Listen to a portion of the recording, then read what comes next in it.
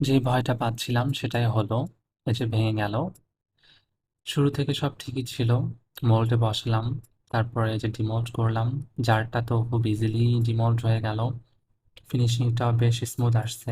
Gypsum পাউডারটা আসলে অনেক ভালো।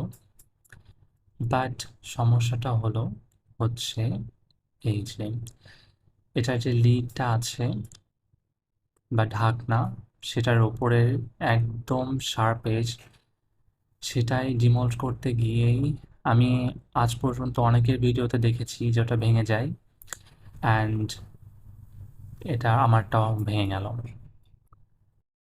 যেটা ভয় করি সেটাই হয়। আশা করি পরবর্তীতে ভালো হবে। বাট এই যে বাকিটুকু কিন্তু সুন্দর হয়েছে।